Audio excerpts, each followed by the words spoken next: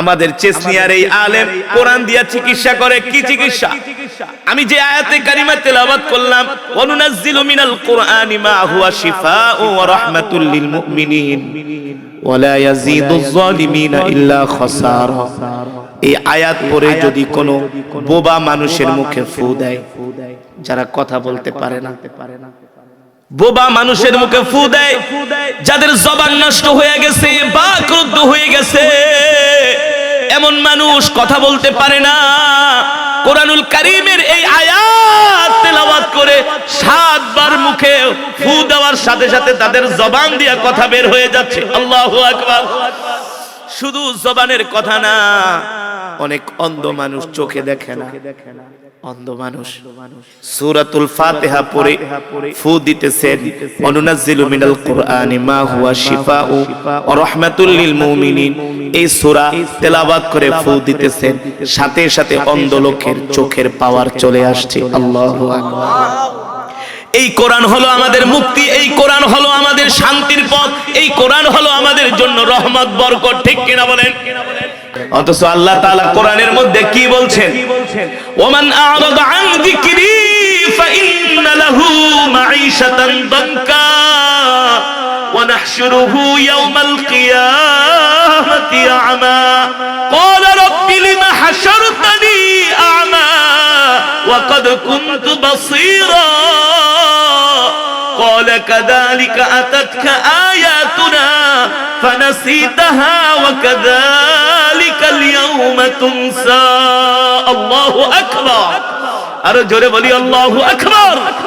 ও মুসলমান, আল্লাহর বান্দারা, আল্লাহ তাআলা কোরআনুল কারীমের এই আয়াতের মধ্যে কি বলছেন? নবী, আমি আপনার উপর যে কোরআন নাজিল করেছি, আপনি আপনার উম্মতদেরকে বলেন, আমার বান্দাদেরকে বলেন, মুমিনদেরকে বলেন, আমি আপনার উপর যেই কোরআন নাজিল করেছি, দুনিয়ার মুসলমান মুমিনগুলো যাতে কোরআনের তেলাওয়াত করে। ঠিক কিনা বলেন? শুধু কোরআনের তেলাওয়াত না, মুসলমান কোরআন পড়বে, কোরআন অনুযায়ী তাদের জীবনটাকে গঠন করবে। ঠিক কিনা বলেন? তাদের সমাজ চলবে কোরআন অনুযায়ী। ঠিক কিনা বলেন? রাষ্ট্র চলবে কোরআন অনুযায়ী। আজকে আমরা আল্লাহর কোরআন ছেড়ে দেওয়ার কারণে আমাদের উপরে ঠাড়া পড়তেছে। আমাদের ঘরে শান্তি নাই, সমাজে শান্তি নাই, রাষ্ট্রের শান্তি নাই, পরিবারের মধ্যে শান্তি নাই, দাম্পত্য জীবনে শান্তি নাই। ঠিক কিনা বলে? আজকে কোরআন না মানার কারণে আমাদের ঘরের মধ্যে বরকত নাই। কি নাই? বরকত নাই। যদি মুসলমান ফজরের সময় উঠে ফজরের নামাজ জামাতের সাথে আদায় করত, আর যদি ফজরের পরে কোরআনের তেলাওয়াত করত, তাহলে আমাদের ঘরগুলো জান্নাতের টুকরায় পরিণত হয়ে যেত। ঠিক কিনা বলেন? আল্লাহ তাআলা কোরআনুল কারীমের মধ্যে বলছেন, ইন্না কুরআনাল ফাজরি কানা মাশহুদা। যে কানের মধ্যে ফজরের কোরআন তেলাওয়াত যাবে, ওই কান কোনোদিন আল্লাহ জাহান্নামের আগুনে দিবে না। যে ঘরের মধ্যে কোরআন তেলাওয়াত হবে, ওই ঘরের মধ্যে আল্লাহর রহমত আসবে, বরকত আসবে। আজকে মুসলমান ফজরের নামাজও পড়ে না, কোরআনও পড়ে না, এই কারণে আমাদের ফসলে বরকত হয় না। এই কারণে এখন আর নদীর মধ্যে মাছ নাই, খালের মধ্যে মাছ নাই। কথা বলে, এখন আর আগের মতো ফসলের ভিতরে বরকত পাওয়া যায় না, ব্যবসার ভিতরে বরকত পাওয়া যায় না। কারণ কি? মুসলমান। আল্লাহ বলে, হে বান্দা, আমি তোমাদেরকে যে কোরআন দিয়েছি, এই কোরআন তোমরা তেলাওয়াত করো, কোরআন অনুযায়ী চলো, তাহলে আমি আল্লাহ তোমাদের ক্ষেতের ফসল বাড়িয়ে দিব। তোমাদের খালের ভিতরে, নদীর ভিতরে আমি আল্লাহ মাছ বাড়ায়া দিব। সুবহানাল্লাহ বলেন। তোমাদের যেই গাবি দুধ দেয় 5 কেজি, যদি তোমরা আমার কোরআন পড়ো, আমার সালাত আদায় করো, আমি আল্লাহ গাবির পেট থেকে তোমাদের জন্য দুধের ভিতরে বরকত দিয়া দিব। আল্লাহু আকবার। আপনারা আমার কথা মনে বিশ্বাস করেন না? হ্যাঁ? আল্লাহ তাআলা বলতেছেন, ওয়ামান আ'রাদা আন যিকরি ফাইন্না লাহু মাঈশাতান দানকা। এ বান্দা, আমি আল্লাহ তোমাদেরকে যেই কোরআন দিয়েছি, এই কোরআন যদি তোমরা তেলাওয়াত না করো, আমি আল্লাহ তোমাদেরকে যেই চোখ দিয়েছি, হাসরের মাঠে আমি আল্লাহ তোমাদেরকে অন্ধ অবস্থায় দাঁড় করাবো। আল্লাহ আমাদেরকে অন্ধ অবস্থায় হাসরের মাঠে দাঁড় করাবে আর বলবে হাসরবাসীরা, আল্লাহ দুনিয়াতে তো আমাদের চোখ ছিল, এখন কেন আমরা চোখে দেখি না? আল্লাহ বলবে, দুনিয়াতে আমি তোমাদেরকে চোখ দিয়েছিলাম কোরআন পড়ার জন্য, তোমরা দুনিয়াতে কোরআন পড়ো নাই, এই কারণে আজকে আমি আল্লাহ তোমাদেরকে অন্ধ করে দিয়েছি। আল্লাহ আমাদেরকে অন্ধ করে হাসরের মাঠে উঠাবে। আল্লাহ তাআলা বলে, বান্দারে, ওয়ালাউ আন্না আহলাল কুরা আমানু ওয়াত্তাকাউ লাফাতাহনা আলাইহিম বারাকাতিন মিনাস সামাই ওয়াল আরদ। আল্লাহ তাআলা বলে, বান্দা, আমি তোমাদেরকে যেই কোরআন দিয়েছি, ওয়ালাউ আন্না আহলাল কুরা আমানু ওয়াত্তাকাউ লাফাতাহনা আলাইহিম বারাকাতিন মিনাস সামাই ওয়াল আরদ। আমি আল্লাহ তোমাদেরকে যেই কোরআন দিয়েছি, তোমরা যদি ফজরের পরে কোরআন পড়ো, তোমরা যদি মাগরিবের পরে কোরআন পড়ো, তোমরা যদি এশারের পরে কোরআন পড়ো, আমি আল্লাহ তোমাদের ঘরের ভিতরে বরকত দিব, আমি আল্লাহ তোমাদের ফসলের মধ্যে বরকত দিব। এমনকি আল্লাহ বলেন, আমি জমিন ভেদ করে মাটির নিচ থেকে তোমাদের জন্য বরকত বের করে দিব। আল্লাহু আকবার। কিন্তু আমরা মুসলমানরা তো ফজরের পরে কোরআন পড়ি না, সূরা ইয়াসিনের আমল করি না। কথা বলেন, কয়জন মানুষ ফজরের পরে সূরা ইয়াসিন পড়ে? কয়জন? ইমাম মুয়াজ্জিন ছাড়া এখন ফজরের পরে কোন মুসলমানই কোরআন পড়ে না, ঠিক কিনা বলেন? মুসলমান যুবকদেরকে ডেকে ডেকে যদি ধরি, এই যুবক, আমাকে কোরআনুল কারীমের 10টা সূরা জিগাও, বোম মারলেও একটা সূরা বের হবে না। কথা বলেন। যদি বলি কোরআন শরীফ থেকে 10টা পৃষ্ঠা আমাকে তুমি সহিহ করে তেলাওয়াত করে শোনাও, যুবকরাও পারবে না, বৃদ্ধ বাবারাও পারবে না, মারাও পারবে না, বোনেরাও পারবে না, তাহলে আমাদের কপাল পড়বে না তো কি হবে বলেন? এই কারণে তো আমরা শান্তি পাই না, আসলে শান্তি পাই না, আসলে আমাদের ভিতরে শান্তি নাই, রাষ্ট্রে শান্তি নাই, সমাজে শান্তি নাই, দেশের মধ্যে শান্তি নাই। যদি আমরা আল্লাহর কোরআন অনুযায়ী চলতাম, তাহলে দেশেও শান্তি থাকতো, রাষ্ট্রের সমাজে ঘরের ভিতরে শান্তি থাকতো, ঠিক কিনা বলেন? পৃথিবীর একমাত্র দেশ আফগানিস্তান। নাম কি? এবার হজে গিয়েছি, একজন আফগান তালেবান আমাকে দেখে ডাক দিছে, এই বিশাল পাগড়ি ঠাগড়ি লাগানো, উঁচা লম্বা, ডাক দিছে, চাল ইনচা কারি বাঙালি। আমি বলি না, তেলাওয়াতুকা মাওজুদ ফি জাওয়ালি, এই যে দেখো তোমার তেলাওয়াত আমার মোবাইলের মধ্যে। আমি বলি আইনাল বিলাদ? আফগানিস্তান। আইনা আফগানিস্তান? হেলমান্দ প্রদেশে তার দেশ, তার বাড়ি আফগানের। তো আমি জিজ্ঞেস করলাম, তোমরা তো আফগানের মানুষ, তোমাদেরকে নিয়ে আমরা অনেক কিছু দেখি, টেলিভিশনে, নিউজে, ইতিহাস পড়ি, তুমি কি যুদ্ধ করছো আমেরিকার বিরুদ্ধে? 1 বছর না 20 বছর যুদ্ধ করছো। কয় বছর? জামা খুলে দেয়, এই যে দেখো গুলির দাগ, এই যে দেখো শরীরের ভিতরে গুলি লাগতে লাগতে ঝাঁঝরা হয়ে গেছে। ওই যুদ্ধে, ওই জিহাদে আমার বাবা শহীদ হয়েছে, আমার ভাই শহীদ হয়েছে। বলে আফগানিস্তানের প্রতিটা ঘর থেকে 1 জন 2 জন 3 জন করে, এমনকি পুরা পরিবার শহীদ হয়ে গেছে। 20 বছর যুদ্ধ করলে এখন আফগান কেমন আছে? আফগান কেমন আছে এটা তোমাকে আমি মুখে বললে বিশ্বাস করবা না। যদি পারো আমাদের দেশে যায় দেখাইছো আমরা কেমন, কিভাবে আছি, কেমন আছো? বলে শোনো, আমাদের দেশের মার্কেট গুলো, দোকানগুলো রাত্রবেলা শাটারে তালা লাগাইতে হয় না। শাটারে কি তালা লাগাইতে হয় না, আমাদের দেশের দোকানের শাটার গুলো খোলা থাকে। তুমি যদি 1 কোটি টাকা নিয়ে রাস্তায় হাঁটো, মানুষ তো দূরের কথা, শয়তানও তোমার দিকে ফিরে থাকে। মানুষ তো দূরের কথা, কোন মা বোন যদি রাত 2টা বাজে একা একা রাস্তায় বের হয়, কোন যুবক তার দিকে তাকায় এই টিচিং করার সাহস পাবে না। আফগানিস্তানে দেখলাম রুটি বিক্রি হয় কেজি দরে। রুটি বলতে পারেন, হুজুর রুটি কেজি দরে কেন বিক্রি হয়? কারণ আমাদের দেশে যে রুটিগুলো বানানো হয় দাম তো 10 টাকা পিস, কোনটা সাইজ বড়, কোনটা সাইজ ছোট, কিন্তু পাল্লা দিয়া মাইপে বেচতে আপনি আর ঠকার কোনো সম্ভাবনা।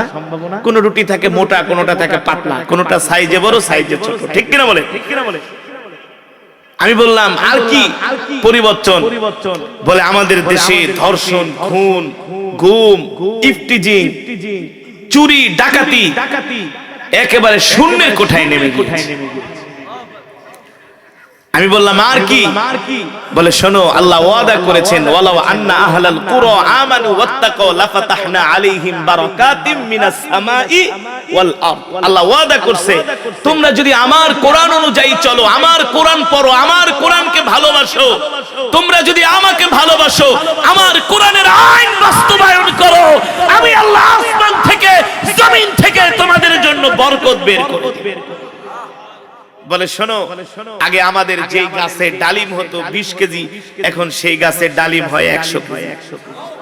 আমাদের আগে যেই জমিতে ফসল হতো 100 কেজি, সেখানে এখন ফসল হয় 300 কেজি। আগে আমাদের যেখানে জাফরান চাষ হতো 50 কেজি, সেখানে জাফরান চাষ হয় 200 কেজি। আল্লাহ বরকত দিয়ে দিয়েছেন এই কোরআনকে মানার কারণে, কোরআনকে বাস্তবায়ন করার কারণে, কোরআনের আইন আল্লাহর জমিনে প্রতিষ্ঠিত করার কারণে। সুবহানাল্লাহ বলেন। আমরাও যদি বাংলাদেশের মুসলমান আল্লাহর কোরআন অনুযায়ী চলতাম, আল্লাহর কোরআন অনুযায়ী চলা তো দূরের কথা, আমরা গরু খাওয়া মুসলমান ঠিকমতো নামাজই পড়ি। এই যে রমজান আসতেছে, কিছু মুনাফিক মার্কা মুসলমানের এখনই মাথা ব্যথা শুরু হয়ে গেছে যে রমজানে তো আর রোজা রাখবো না, কেমনে চুরি চামারি করে খাইবো। দিব্যি ভালো মানুষ, দিব্যি ভালো, রোজার দিনে কিরে ভাই, ভাই আমার তো গ্যাস্ট্রিকের সমস্যা, এর লেগে আমি রোজা রাখতে পারি না। আছে কি আছে না?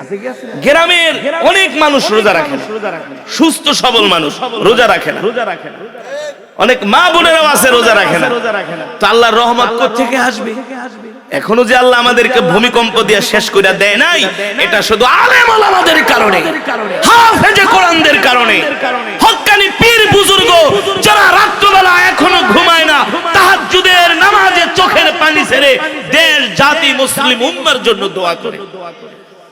রাগ করেন না। আর আপনারা তো বিড়ি খায়া, গাঞ্জা খায়া, মদ খায়া, ফেন্সিডিল খায়া ঘুমান। আপনারা না, আছে না? ম্যাক্সিমাম বাংলাদেশের 5% মানুষও নামাজ পড়ে না। 5% মানুষও নামাজ পড়ে না, ঠিক মতো যাকাত দেয় না, আল্লাহর হুকুম আল্লাহর বিধানগুলো মানে না। ঠিক কিনা বলে?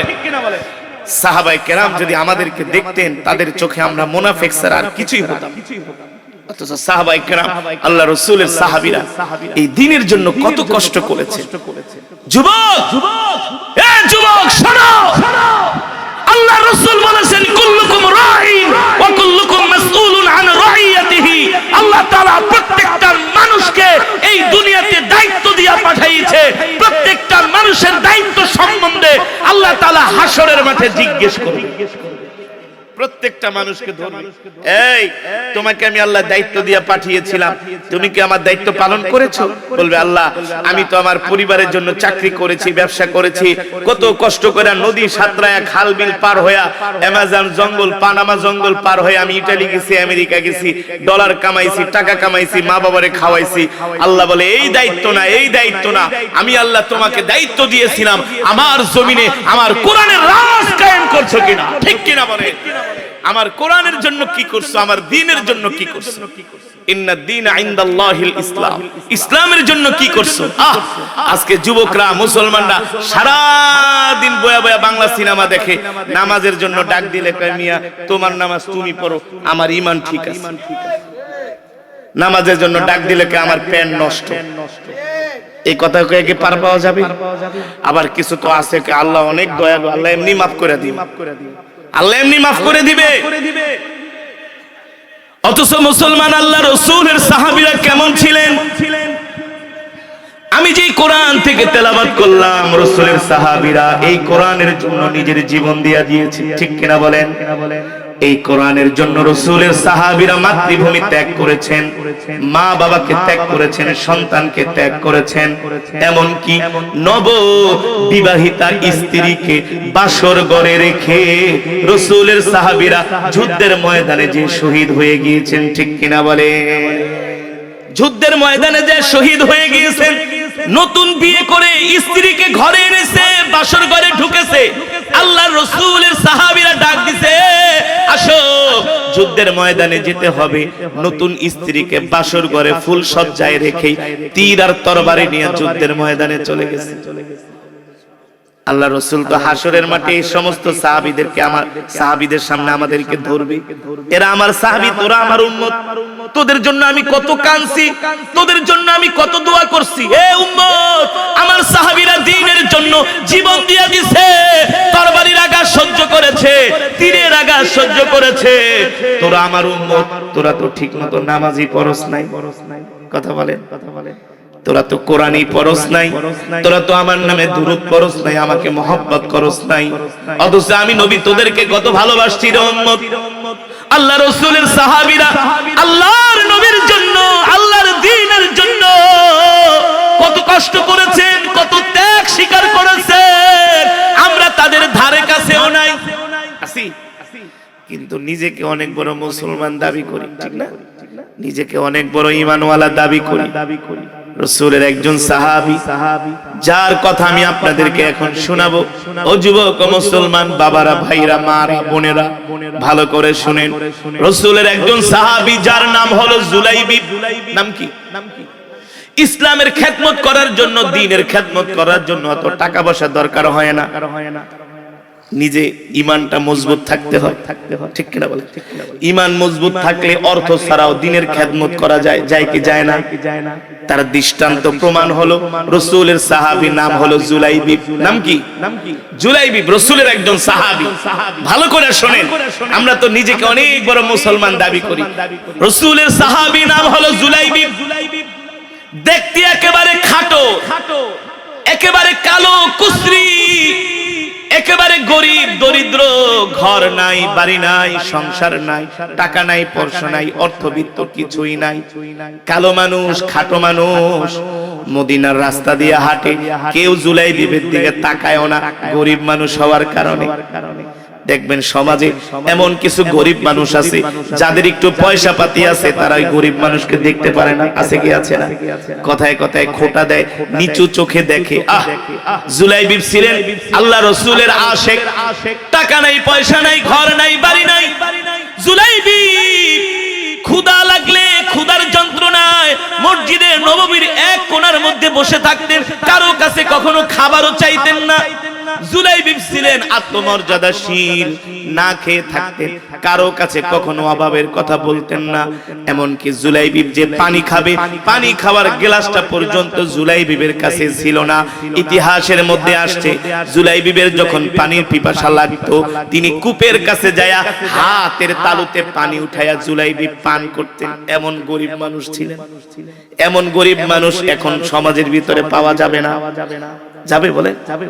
প্রত্যেকটা মানুষের ভাঙ্গা ঘর হলো একটা ঘর আছে, কিন্তু জুলাইবিবের কোনো ঘর নাই।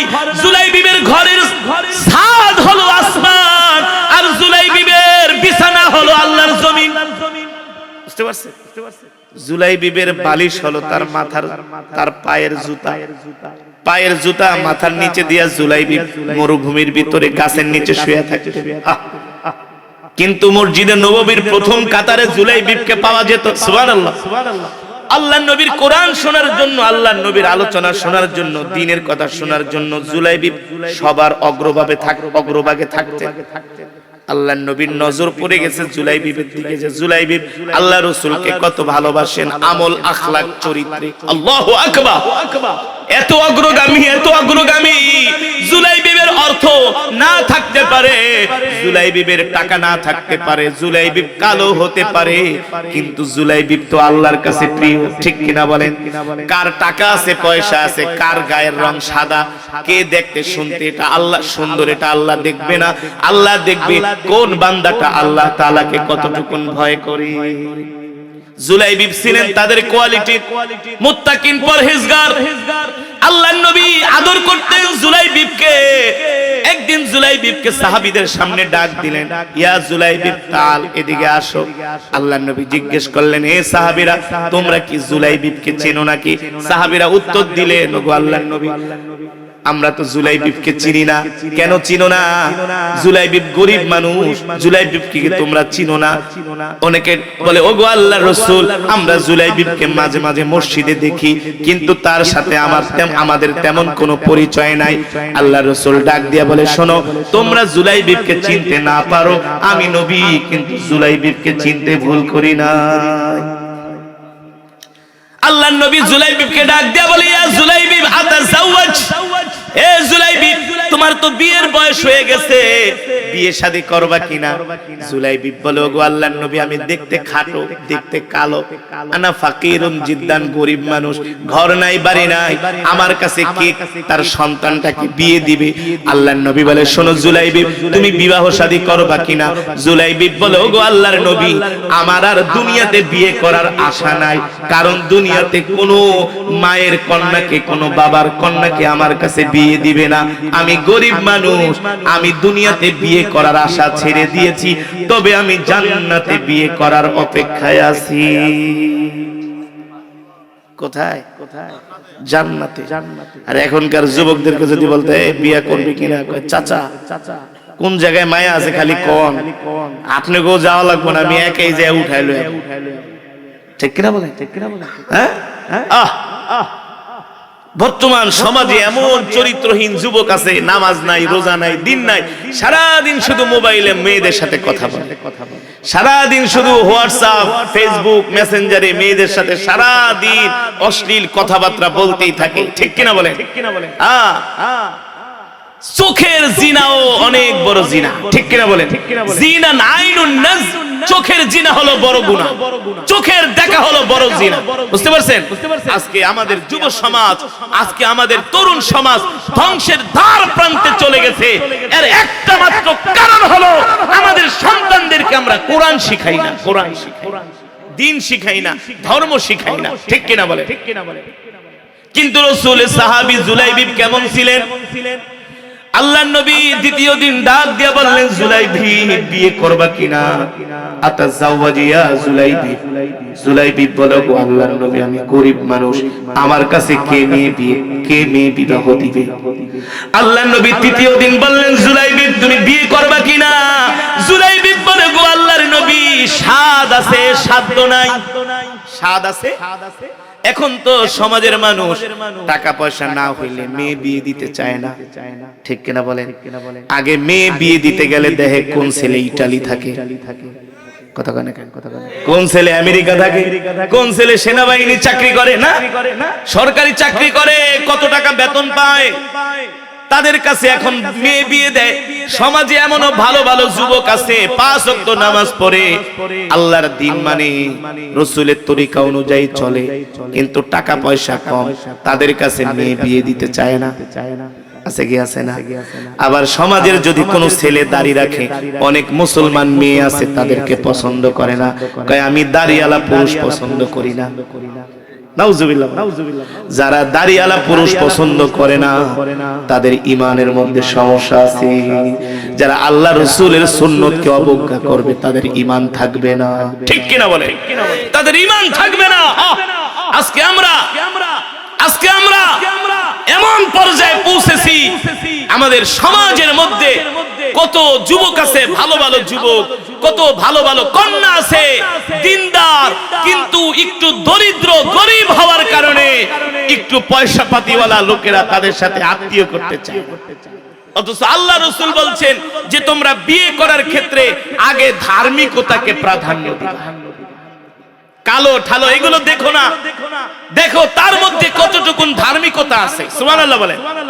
এবার আল্লাহর নবী ডাক দিয়ে বলে, জুলাইবিব, আমি বুঝেছি তোমার বিয়ে করতে মন চায়। জুলাইবিব চুপ করে আছে, কোনো কথা বলে না। আল্লাহর নবী বলে, শোনো সাহাবী জুলাইবিব, তুমি আমার অমুক আনসারী সাহাবীর বাড়িতে চলে যাও। আবু আইয়ুব আনসারী আমার সাহাবীর বাড়িতে চলে যাও। তার একটা সুন্দরী কন্যা আছে, যে বলবা আমি নবী তোমার সাথে তার কন্যাকে বিবাহ দেওয়ার প্রস্তাব দিলাম। আল্লাহু আকবার। একে তো গরিব মানুষ, কালো মানুষ, খাটো মানুষ, টাকা নাই পয়সা নাই। এখন শুনছে ভালো একটা বাড়িতে বিবাহের প্রস্তাব, সাহাবী আর দেরি করে নাই, এক দৌড়ে ওই সাহাবীর বাড়ির সামনে যায়, হাজির হয়ে গেছে। এবার দরজার সামনে যায় বলে ইফতাহিল বাব, ইফতাহিল বাব, দরজা খোলেন। সাহাবী দরজা খুলে দেখলেন জুলাইবিব তার বাড়ির দরজার সামনে দাঁড়ানো।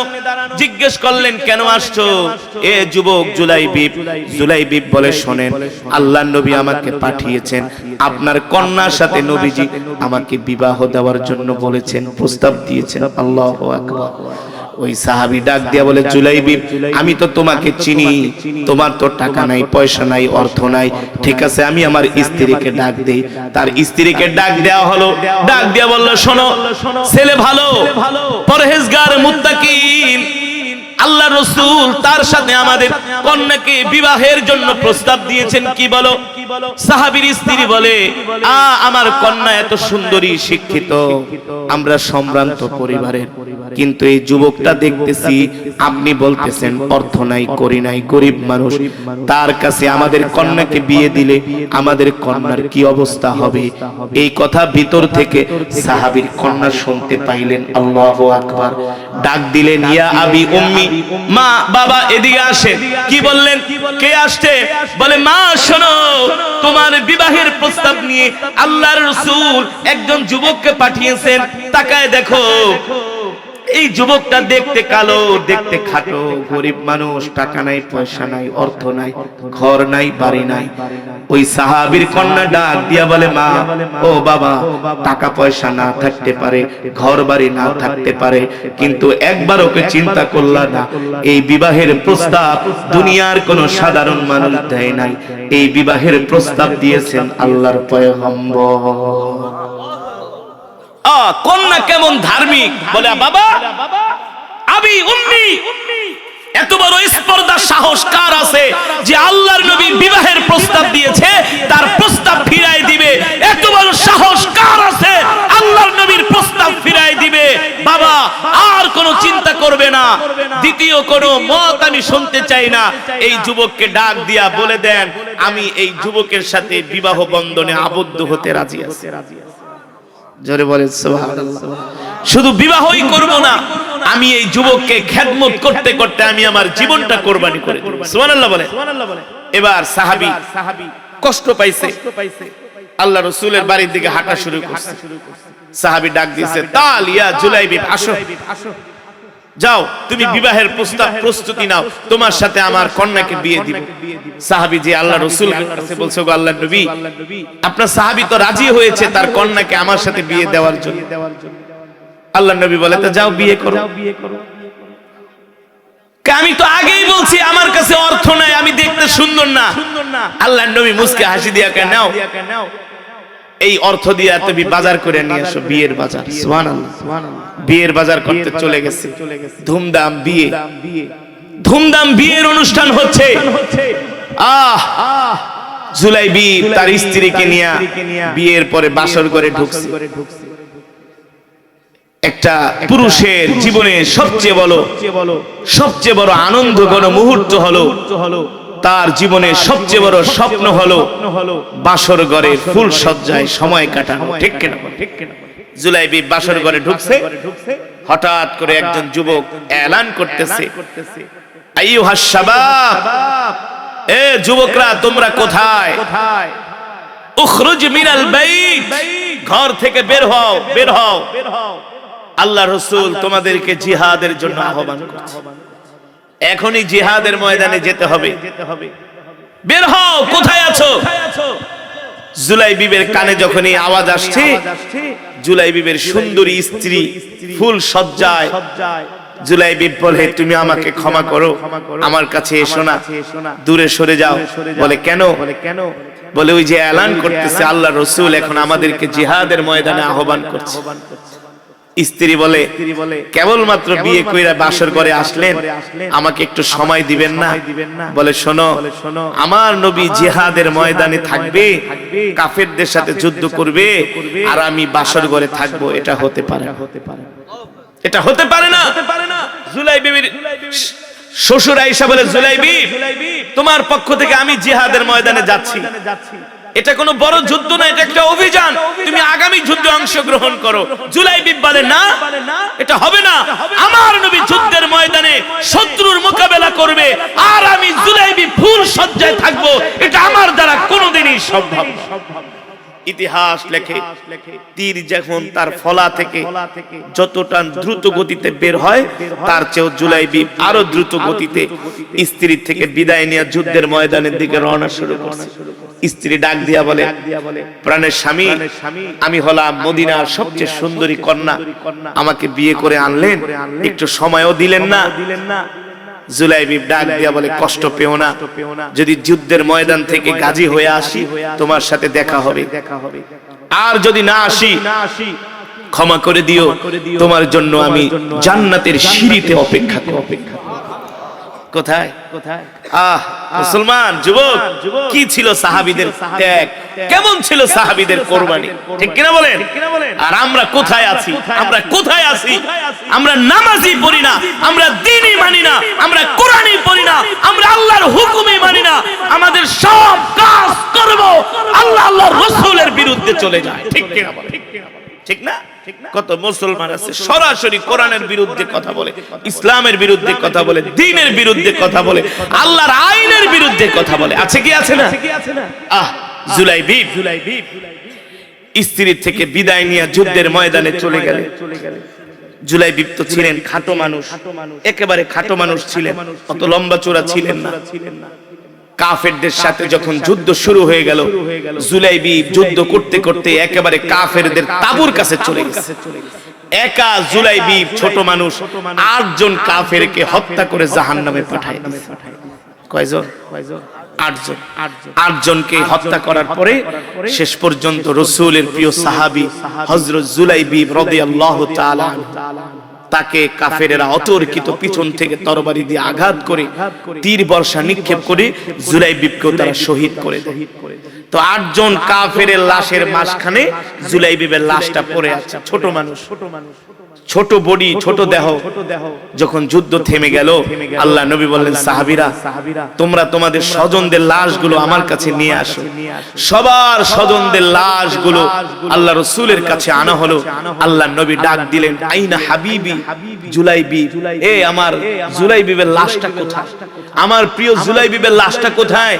আমার জুলাইবি তার স্ত্রীকে ফুল সজ্জায় রেখে আমার জুলাইবি জিহাদের ময়দানে চলে আসছে, আমার জুলাইবিবের লাশটা আমার কাছে নিয়ে আসো। কেউ তার লাশ খুঁজে পায় না। আল্লাহ নবী নিজে সাহাবী জুলাইবিবের লাশ খোঁজার জন্য বের হয়ে গেলেন। দেখলেন কাফেরদের তাঁবুর কাছে 8টা কাফেরের মরদেহ পড়ে আছে, তার পাশে হযরত জুলাইবি মুখ থুবড়ে মাটিতে পড়ে আছে। তার রক্তে চেহারা ধুলাবালু মেখে গেছে, তার চেহারা চিনা যায় না। সারা শরীরের মধ্যে অসংখ্য তীরের দাগ, অসংখ্য তরবারির দাগ। আল্লাহ রাসূল হযরত জুলাইবিবকে তার কোলে টেনে নিলেন। কোলে টেনে নিয়ে নিজের হাত দিয়ে জুলাইবিবের চেহারার ময়লাগুলো পরিষ্কার করলেন। আর জুলাইবিবের দিকে তাকায় বলল, ইয়া জুলাইবিব, ইয়া জুলাইবিব, আনতা মিন্নি ওয়া আনা মিনক। জুলাইবিব, তুমি আমার জন্য, আমি তোমার জন্য। আল্লাহু আকবার। আল্লাহর নবী আসমানের দিকে তাকায় দোয়া করলেন, আল্লাহ আমার জুলাইবিব দ্বীনের জন্য, আল্লাহ আমার মহব্বতে আপনার সন্তুষ্টির জন্য তার স্ত্রীকে বাসর ঘরে রেখে জুলাইবিব দ্বীনের জন্য শহীদ হয়ে গেছে। আল্লাহ আমি জুলাইবিবের উপর খুশি, আপনিও আমার জুলাইবিবের উপর সন্তুষ্ট হয়ে যায়। আল্লাহু আকবার। হযরত জুলাইবিবের জন্য কবর খনন করা হলো। আল্লাহর নবী যখন তাকে কবরে রাখবে, আল্লাহ নবী বারবার তার চেহারা ঘুরায় দেয়, নবীজিরও চেহারা মোবারক অন্যদিকে ঘুরায় দেয়। সাহাবায়ে কেরাম প্রশ্ন করলেন, ওগো আল্লাহর রাসূল, আপনি বারবার কেন আপনার চেহারাটা ঘুরিয়ে দিচ্ছেন? আপনার সাহাবী আমাদের ভাই জুলাইবিবের চেহারাও ঘুরিয়ে দিচ্ছেন, কারণ কি? বলে, শোনো, জান্নাত থেকে একদল হুর জমিনে চলে আসছে জুলাইবিবের লাশ নেওয়ার জন্য। জুলাইবিবের লাশ ধরে টানাটানি করতেছে। যুগ আল্লাহর নবী জুলাইবিবের লাশটা আমাদের কাছে দিয়ে দেন। সে তার স্ত্রীকে বাসর ঘরে রেখে দ্বীনের জন্য জিহাদের ময়দানে এসে শহীদ হয়ে গেছে। জুলাইবিবের গোসল দুনিয়ার কোন সাধারণ পানি দিয়ে হবে না, আমরা জুলাইবিবকে জান্নাতের পানি দিয়ে গোসল করব। মুসলমান কি বলবো আজকে আমাদের যে অবস্থা, আজকে আমাদের যে চালচলন, আমাদের যে আখলাক চরিত্র, আমাদেরকে দেখলে মনে হয় না যে আমরা আসলে সত্যিকার অর্থে মুসলমান। আমরা যেভাবে নামাজ পড়ি, আল্লাহ রাসূল সাল্লাল্লাহু আলাইহি ওয়াসাল্লামের জামানায় মুনাফিকরা এর চেয়ে সুন্দর করে নামাজ পড়ে। মুনাফিকরা এর চেয়ে সুন্দর করে নামাজ পড়ে। আমরা মসজিদে যাই, 2, 5, 6, 7, 8 মিনিটের ভিতরে আমরা 10 রাকাত নামাজ পড়ে বের হয়ে যাই। ঠিক কিনা বলেন? সেজদা দেয় মুরগির ঠোকরের মতো, সেজদার ভিতরে সময় দেয় না। আমাদের ইবাদতের কোয়ালিটি ভালো না। কিন্তু সাহাবীরা কেমন ছিলেন? সাহাবীরা যুদ্ধের ময়দানে গেছেন, তরবারি ঢুকছে তরবারি, তীর ঢুকছে তীর, বের করতে পারে না, টান দিছে, ভাই তীরটা বের করে দাও, ব্যথা পাচ্ছে, বলে ভাই এখন বের করো না, আমি যখন নামাজে দাঁড়াবো তখন আমার তীরটা বের করে দাও। সাহাবীরা নামাজে দাঁড়াইলে তাদের তীর টেনে বের করা হতো। তারা কেমন ছিলেন? আর আজকে আমরা মুসলমান নামাজ পড়ি না, কোরআন পড়ি না, আল্লাহ জিকির করি না, রাসূলের সুন্নাহ মতো আমরা চলি না, আমাদের ঘরে রাসূলের সুন্নাহ নাই।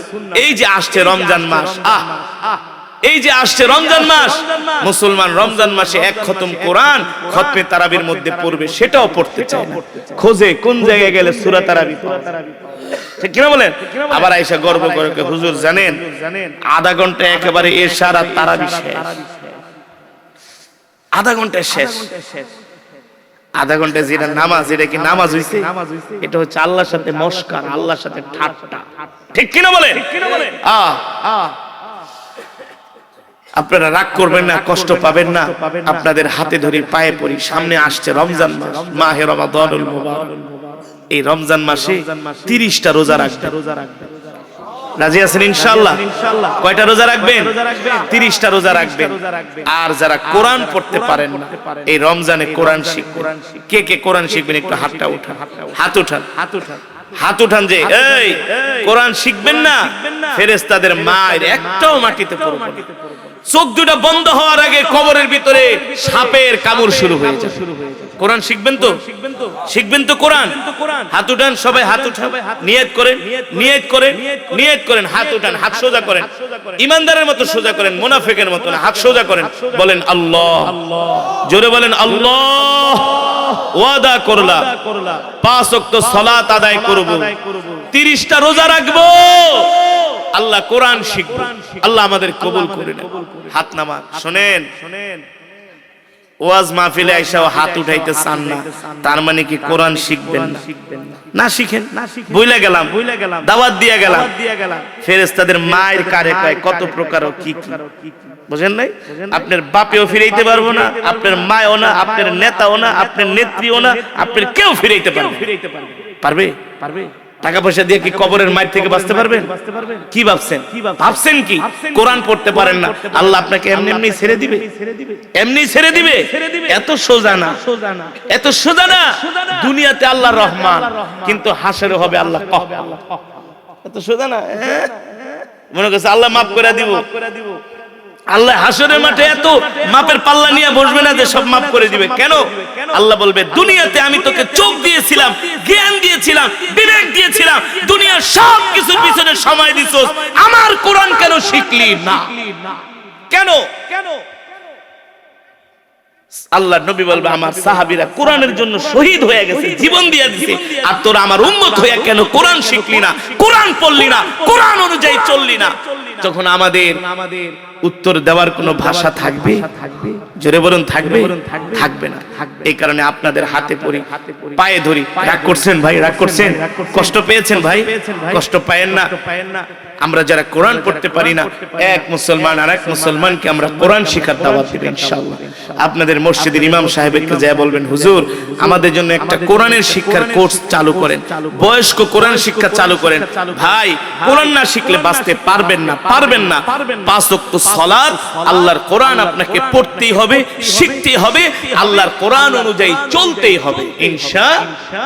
আল্লাহ তাআলা আমাদের সকলকে তৌফিক দান করুন। আপনারা 30টা রোজা অবশ্যই রাখবেন।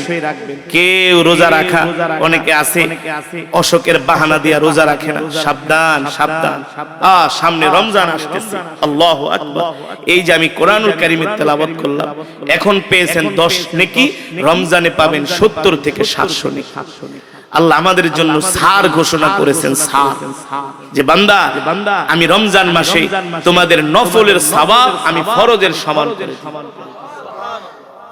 ছাড়বেন না, রমজানে 30টা রোজা রাখবেন, কমসে কম এক খতম কোরআনুল কারীম পড়বেন, 5 ওয়াক্ত নামাজ জামাতের সাথে আদায় করবেন রমজানুল মুবারকে।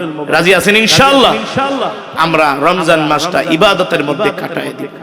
আল্লাহ তাআলা আমাদের তৌফিক দান করুন। তো প্রশংসা কার জন্য? আর জোরে বলুন মুসলমান, কার জন্য? একমাত্র মহান রব্বুল আলামিনের জন্য, যিনি আমাদেরকে সৃষ্টি করেছেন। ঠিক কিনা বলেন মুসলমান? ইমানি আওয়াজ দিয়ে বলতে হবে, আমাদের হায়াতের মালিক কে? আমাদের রিজিকের মালিক কে? আমরা কার গোলাম? আর জোরে বলুন, আমরা কার গোলাম? আমরা এক আল্লাহর গোলাম। ঠিক কিনা বলেন? আল্লাহর গোলামেরা বসে বসে আল্লাহ তাআলার জবানের কোরআন কালামের তেলাওয়াত শুনেছে। আল্লাহু আকবার। আমি পড়েছি, আপনারা শুধু শুনেছেন। শুনছেন তো? হৃদয়ের কান দিয়ে শুনেছেন? যদি শুনে থাকেন, নিঃসন্দেহে এক একটি হরফের বিনিময়ে আল্লাহ তাআলা আমাদের আমলনামায় কমপক্ষে 10টি করে নেকি দান করেছেন। কয়টা করে নেকি? 10টি করে নেকি দান করেছেন। খুশি নাকি বেজার? বলি আলহামদুলিল্লাহ। মুমিনদের বৈশিষ্ট্য, জান্নাতি মানুষদের বৈশিষ্ট্য হলো তারা বেশি বেশি করে আল্লাহ তাআলা শুকর আদায় করে। যারা জান্নাতি, আল্লাহ রাসূল বলছেন যে দুনিয়াতে তোমরা জান্নাতি মানুষ কিভাবে চিনবা, কিভাবে বুঝবা যে এই ব্যক্তিটা জান্নাতি? যেই মুসলমান কথায় কথায় প্রতিটা ভালো কাজে, প্রতিটা নেকের কাজে কথায় কথায় শুধু আল্লাহ তাআলা শুকর আদায় করে। ঠিক কিনা বলেন?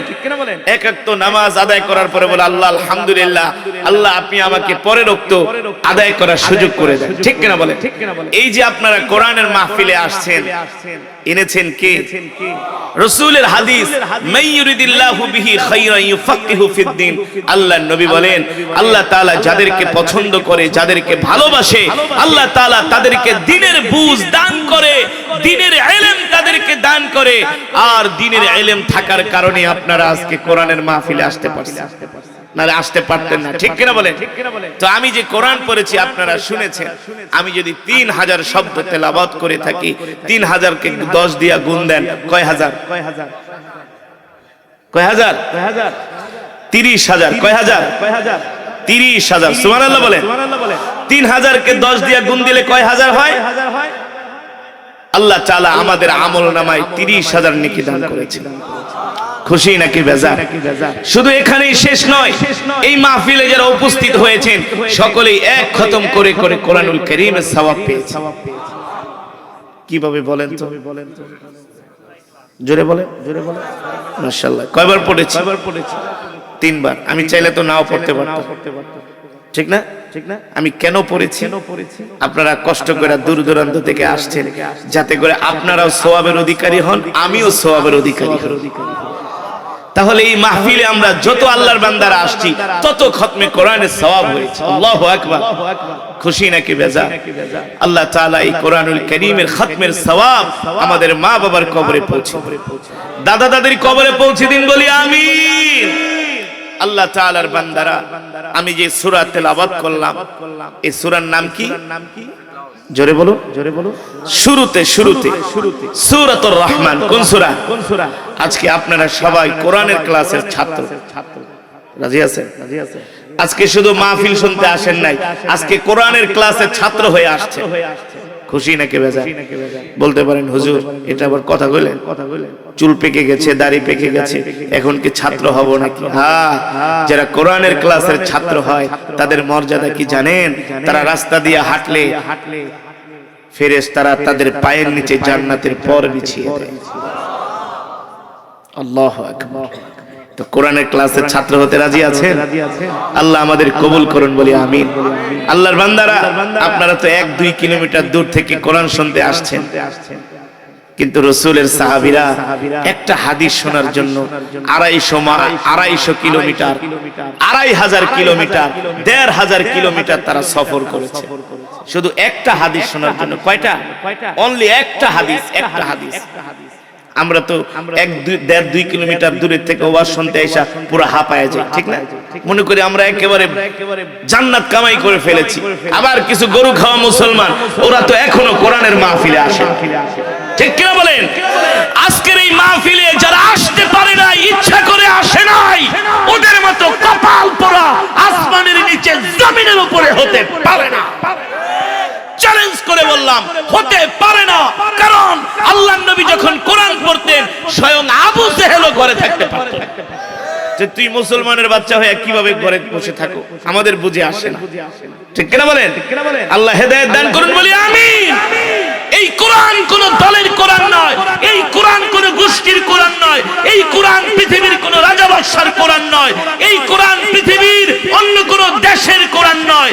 এই কোরআন হলো আল্লাহর জবানের কালাম, ঠিক কিনা বলেন? যে কালেমায় বিশ্বাসী তার এই কোরআন, ঠিক আছে? এই কোরআন নিয়ে কোনো ভেদাভেদ নাই, আছে? যে যেই দলের হোক, সবার হলো এই কোরআন, ঠিক কিনা বলেন? আরে ভাই, আবু জেহেলরাও তো, আবু লাহাব, উতবা, শাইবা, ওলীদ ইবনে মুগীরারা রাত্রবেলা না ঘুমায়া শুধু অপেক্ষা করত রাত 2টা বাজে কোন সময় মুহাম্মদ কাবার চত্বরে কোরআন পড়বে, আর কাফের আবু জেহেলরা এসে চতুর্পাশে দাঁড়িয়ে দাঁড়িয়ে আল্লাহর নবীর তেলাওয়াত শুনবে। এই কোরআন আল্লাহর জবানের কালাম। যেটা বলছিলাম, মুসলমান, আজকে আমরা মুসলমান হইয়া কোরআনের মজমায় আসি না, আজকে আমরা মুসলমান হইয়া মসজিদে যাই না, ঠিক কিনা বলেন? আমরা মুসলমান হইয়া আল্লাহর হুকুম মানি না, আল্লাহর বিধান মানি না। অথচ রাসূলের সাহাবীরা, আল্লাহর পয়গম্বরের সাহাবীরা শুধু এই কোরআন পড়তেন না, কোরআনই শুনতেন না, রাসূলের সাহাবীরা আল্লাহর কোরআনের জন্য জীবন দিয়ে দিয়েছেন, ঠিক কিনা বলেন? এই কোরআন আল্লাহর জবানের কালাম। আল্লাহ রাব্বুল আলামিন বলেন, নবী দুনিয়ার মানুষদেরকে বলে দেন, আমি আল্লাহ আপনার উপর যেই কোরআন নাজিল করেছি, ওয়ানুনাজ্জিলু মিনাল কুরআনি মা হুয়া শিফাউ ওয়া রাহমাতুল লিল মুমিনিন ওয়ালা ইয়াজিদুয যালিমিনা ইল্লা খাসারা। আল্লাহ রাব্বুল আলামিন বলেন, নবী আমি আল্লাহ আপনার উপর যে কোরআন নাজিল করেছি, এই কোরআন আমি মুমিনের শিফার জন্য নাজিল করেছি। সুবহানাল্লাহ বলেন। এই কোরআন হলো আমাদের জন্য শিফা, আমাদের জন্য মেডিসিন। এই কোরআন হলো আমাদের জন্য দাওয়া, এই কোরআন হলো আমাদের জন্য ঔষধ। সুবহানাল্লাহ বলেন। এই কোরআনের মধ্যে একটা সূরা আছে, যে সূরার নাম হলো সূরাতুল ফাতিহা। নাম কি? জোরে বলুন, নাম কি? সূরাতুল ফাতিহা থেকে, সূরাতুল ফাতিহাকে বলা হয় উম্মুল কোরআন, অর্থাৎ কোরআনের মা। এই সূরাতুল ফাতিহা, সুবহানাল্লাহ বলে। এই সূরার মধ্যে আমাদের সমস্ত রোগের ঔষধ রয়েছে। এই সূরার মধ্যে আমাদের সমস্ত সমাধান রয়েছে। আপনি যদি কোনো রোগে আক্রান্ত হয়ে যান, সূরাতুল ফাতিহা 7 বার পরে পানিতে ফু দিয়ে আপনি সেই পানি পান করেন, যদি আল্লাহ তাআলার উপর আপনার পূর্ণ বিশ্বাস আস্থা থাকে, আল্লাহ তাআলা সূরাতুল ফাতিহার উসিলায় আপনাকে সুস্থ করে দিবে। বিশ্বাস হয় কি হয় না? চেসনিয়ার একজন আল্লাহর ওলি, যিনি কোরআন দিয়ে চিকিৎসা করেন। আমরা যখন মিশরে পড়তাম, অনেক চেসনিয়ার স্টুডেন্টরা আমাদেরকে ভিডিও দেখাতো, দেখো মিশরীদেরকে দেখাইতো, তোরা তো মিশরী, মুসলমান হইয়া দাড়ি রাখছ না। মিশরীরা, কোরআন নাজিল হয়েছে মক্কায়, পড়েছে মিশরের মানুষ। কারা? মিশরের মানুষ কোরআন পড়েছে। পৃথিবীর সবচেয়ে সুন্দর করে কোরআন পড়তে পারে মিশরীরা। মিশরীদের চেয়ে কেউ এত সুন্দর পারে না। যত বড় বড় কোরআনের কারি, সবার বাড়ি হলো মিশর। কোথায়? মিশর হলো পয়গম্বর ইউসুফ আলাইহিস সালামের দেশ। ওই দেশের মানুষগুলো দেখতে সুন্দর, কোরআনও পড়ে সুন্দর, কিন্তু আমল নাই। আমল নাই। এক একজন বড় বড় মুফতি, মুহাদ্দিস, বড় বড় মসজিদের খতিব, শুক্রবার ওদেরকে দেখলে মনে হবে George W Bush, Donald Trump আসছে। ওদের চেহারা দেখলে মনে হবে মিশরের একটা বিখ্যাত মসজিদ নাম হলো সুলতান হাসান, যেখানে আহমদ কবির রেফাই রহমাতুল্লাহি আলাইহির মাকবারা রয়েছেন। আল্লাহু আকবার। আহমদ কবির রেফাই রহমাতুল্লাহি আলাইহি কত বড় বুজুর্গ ছিলেন, আল্লাহু আকবার। তার মাকবারার পাশে মসজিদ সুলতান হাসান। আপনাদেরকে যেটা বোঝানোর উদ্দেশ্য, সেই মসজিদে একদিন জুমার নামাজের আগে আমার তেলাওয়াতের শিডিউল ছিল। জুমার পূর্বে সেই মসজিদে তেলাওয়াত করলাম। হঠাৎ করে দেখি আমার সামনে আমার মতো এমন একটি সাদা জুব্বা পরা, ক্লিন শেভ করা একটা লোক এসে আমার পাশে বসলেন।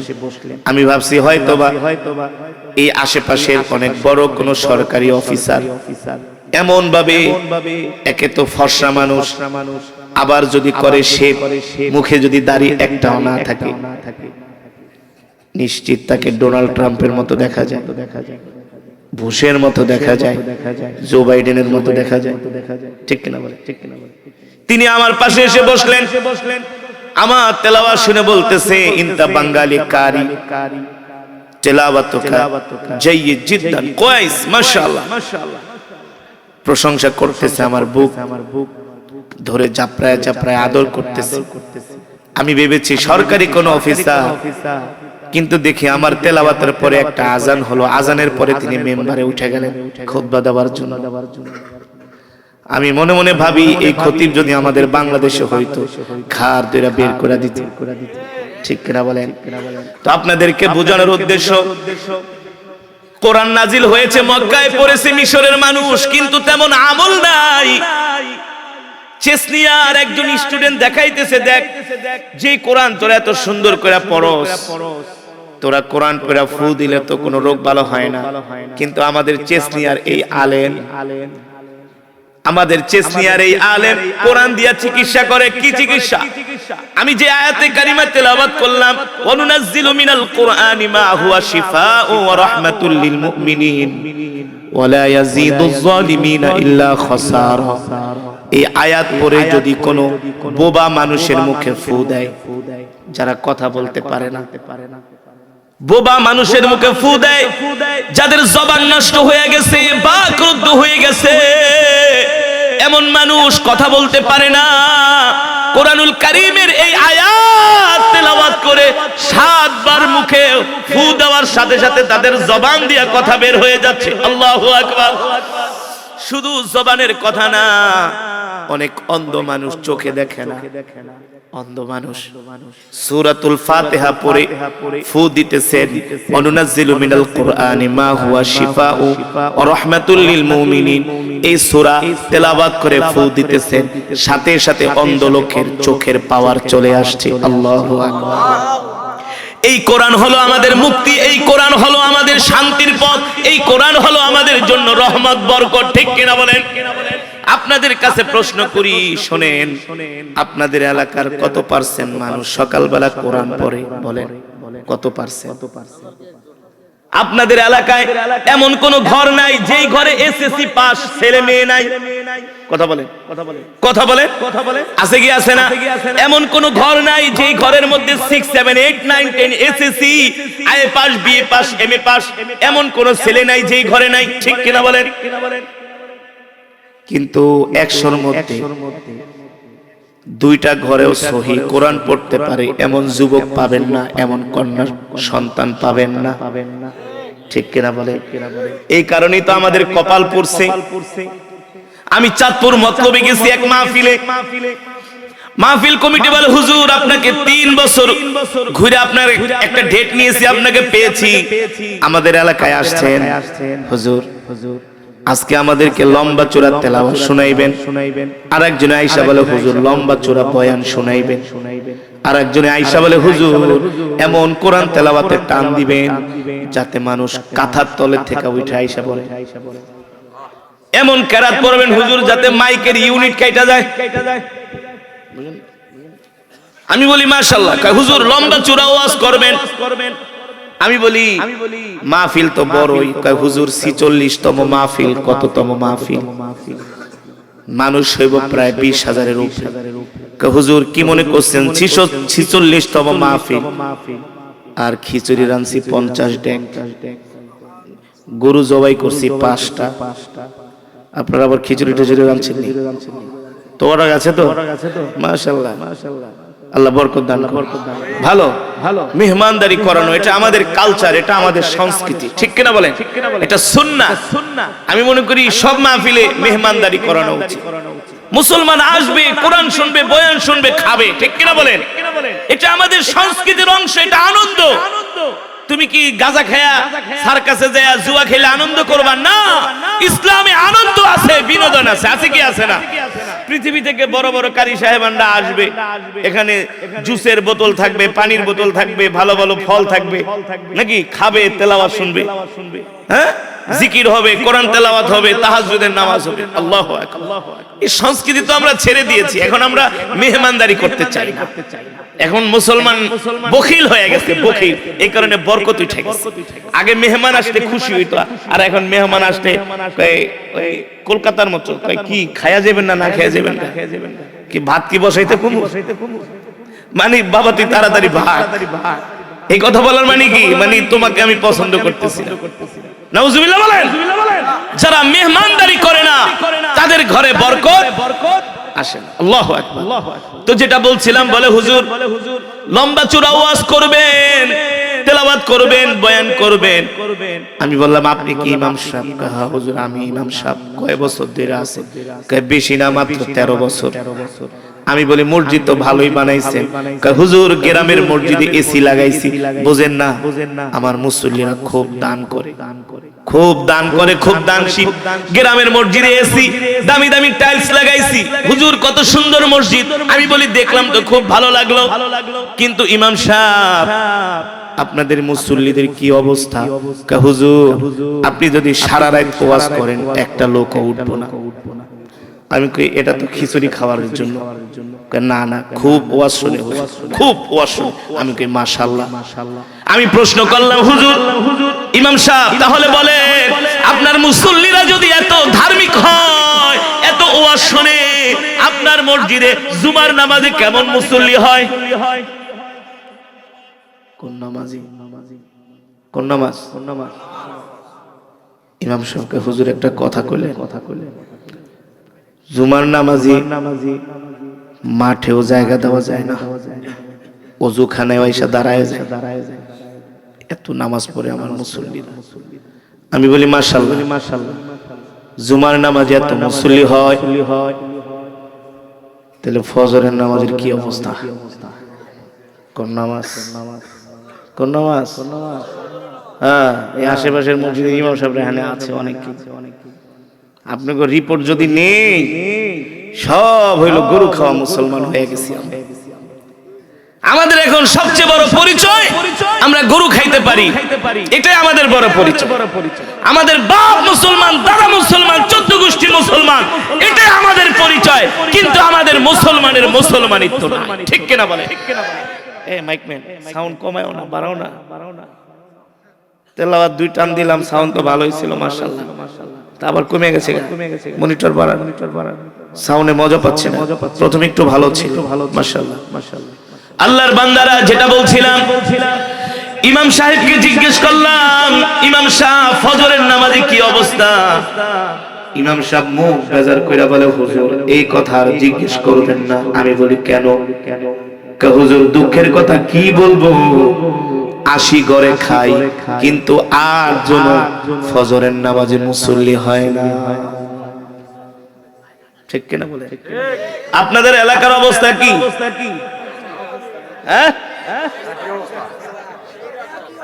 এই যে আমার চাচাজি কইতেছে ফজর উঠতে 2 জন 3 জন, ঠিক কিনা বলে? আর সব মুসলমান বিড়ি আর গাঁজা খায়া ঘুমায়। কথা বলে না কেন? রাত্রবেলা ঘুমায়ও বিড়ি খায়া, ঘুম থেকে উঠা বাথরুমে যায় বিড়ি টানে, ঠিক কিনা বলেন? ফজরের নামাজ পড়ে না, কিন্তু দোকানে যায় ঠিকই বাংলা সিনেমা 3 ঘন্টা লাগায় দেখে। আর যত গীবাত শিকায়েত মিথ্যা কথা সব ওই চায়ের দোকানে চলে, ঠিক কিনা বলেন? অথচ আল্লাহ তাআলা কোরআনের মধ্যে কি বলছেন? ওমান আ'রাদা আন যিকরি ফাইন্না লাহু মাঈশাতান দানকা ওয়া নাহশুরুহু ইয়াওমাল কিয়ামাতি আ'মা ক্বালা রাব্বি লিমা হাশারতানি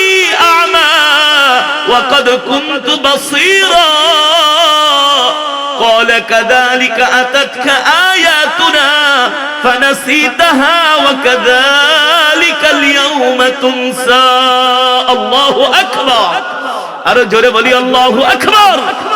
ও মুসলমান আল্লাহর বান্দারা, আল্লাহ তাআলা কোরআনুল কারীমের এই আয়াতের মধ্যে কি বলছেন? নবী, আমি আপনার উপর যে কোরআন নাজিল করেছি আপনি আপনার উম্মতদেরকে বলেন, আমার বান্দাদেরকে বলেন, মুমিনদেরকে বলেন, আমি আপনার উপর যেই কোরআন নাজিল করেছি দুনিয়ার মুসলমান মুমিনগুলো যাতে কোরআনের তেলাওয়াত করে, ঠিক কিনা বলেন? এই মাহফিল, এই মাজমাকে আল্লাহ তাআলা কিয়ামত পর্যন্ত কবুল করুন বলি আমিন। আমরা সকলেই এক খতম করে করে কোরআনুল কারীমের সওয়াব পেয়েছি। আমরা আমাদের মা বাবা, আত্মীয় স্বজন, পাড়া প্রতিবেশী সকলের জন্য আমরা প্রাণ খুলে দোয়া করব।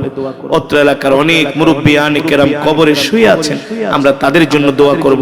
অনেক কবরবাসী আছেন, অনেক কবরবাসী আছেন, তাদের জন্য দোয়া করব। এলাকার অনেক ভাইয়েরা প্রবাসে আছেন, দেশের বাইরে আছেন, এটি বলা লাগবে না, সব জানি। অনেক ভাইয়েরা মালয়েশিয়া, সৌদি আরব, দুবাই, ইটালি, অনেক দেশে আছেন। তারা কত কষ্ট করে দেশে অর্থ পাঠায়। বিশ্বাস করেন, আমরা তো দেশ ঘুরি, আমরা তো বিদেশে যাই, প্রবাসীরা যে কত কষ্ট করে, কত কষ্ট করে, এটা ভাষায় প্রকাশ করার মতো না। আল্লাহ তাআলা প্রবাসী ভাইদের জান মালকে হেফাজত করুন বলি আমিন। আল্লাহ তাআলা তাদেরকে সহি সালামতে দেশে ফিরে আনুন। যাদের চাকরি নাই আল্লাহ তাআলা চাকরির ব্যবস্থা করে দিন। যারা